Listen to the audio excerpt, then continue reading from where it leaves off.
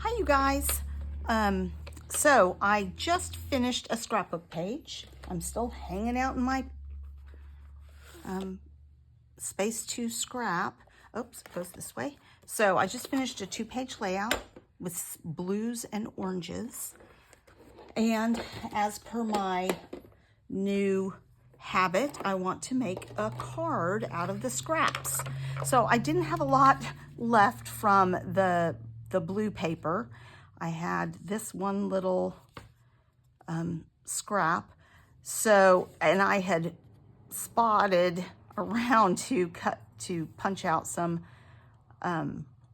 snowflakes. So there wasn't a big piece. So this is all I could get out of it. I have a card base. This is the biggest piece I have. So I want to make that work. So I've cut an extra piece of cardstock, a little bit, just slightly smaller than my card base. I will probably trim it out even a little bit more so that I can mat it on orange, and then I'll mat this on the orange as well so that I get a little pop of that orange on here. I was going to try and use my Distress Oxides to sort of mimic this color, but I don't have the right blues in Distress Oxide. But I do have these 3 in Distress Ink. So I have a couple of minis. This is Chipped Sapphire, Salty Ocean, and Faded Jeans. So I'm going to do some ink blending. Oops, not on this card. And then probably splatter some water to get it to look interesting. Maybe I don't need to splatter the water, but we'll see. So I'm going to start with, I think, the lightest. And let me make sure that's relatively clean. All right, you guys, I decided to speed this up. In fact, most of the rest of the video is sped up, just because, you know, ink blending takes a little while. So this is at 3 times speed as we go through the blending process. So because I was using distressed ink, they don't blend quite as easily because it does soak into the paper as Distress Oxide. But you can still work them together, and I just tried to get that mottled look that is in the back of my scrap decorator paper, my pattern paper. So here you can see I'm working on it, and then I'm going to go back, I think, yes, just to add a little bit more of the light blue and improve the blending. And I didn't even mind the almost white areas on here because that was evident in the pattern paper also. So I was pretty pleased with that. And then I decided, well, let's add a little sparkle, a little blue. So I pulled out my new metallic watercolors and went with, I think I did 2 different blues. They're pretty similar to each other, and just did some sprinkles. And then those were pretty tiny, so I decided to add a few bigger drops as well. So as you guys may know, if you've watched my channel, I'm not super proficient at mixed media. I'm still learning, so I hope you can learn along with me if you are not huge on mixed media. If you are great at mixed media, I would love any of your suggestions in the comments.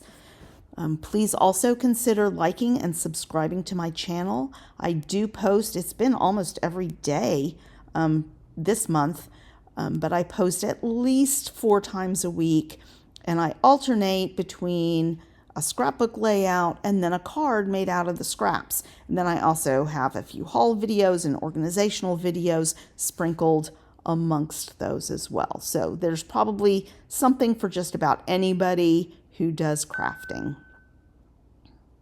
So just trying to clean up. And now it's time to mat everything.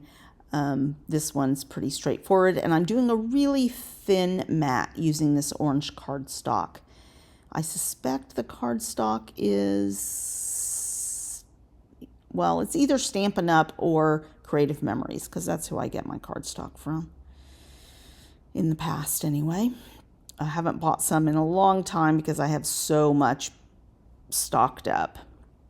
So just trying to use up. And of course, the style now is to use more pattern paper than cardstock. So here I'm just looking at it and trying to decide, do I really need that orange border? And yes, I do. So here we go. And again, trying to make it as thin as possible. And I messed up a little bit on where I put the adhesive, so I had to adjust it and then cut it by hand. So when I cut small things like this, I like to use my Creative Memories personal trimmer. There are a couple other companies that have personal trimmers out there, and this is why I use repositionable tape, you guys, because especially when you're trying to trim close up like this instead of using measurements, it helps to be able to move your paper slightly. So I'm ready to put this down. I think I'm going to pop it up, and I'm looking for a sentiment, and I found this one that says Make a Wish. It's a pretty old sentiment that I've had sitting around, and so I'm going to trim it down to make it smaller so that I get more of that pattern paper showing. And I try and keep these cards that I do with my scraps pretty simple, though of course I spent time on mixed media this time, but I do try and keep them, you know, I'm not doing super fancy fold cards and things like that. I'm trying to just use up my scraps, not put as much into my scrap folders, and get some production done on cards. So I'm just about done, and I'll slow it down to real time so that you can take a look at it, do a page shot if you wish. And now I'm just going to add a little bit of bling. This is, I think, Paper Studio, some bling that I bought recently. I use a lot of blues and teals, so just getting a little bling on the card.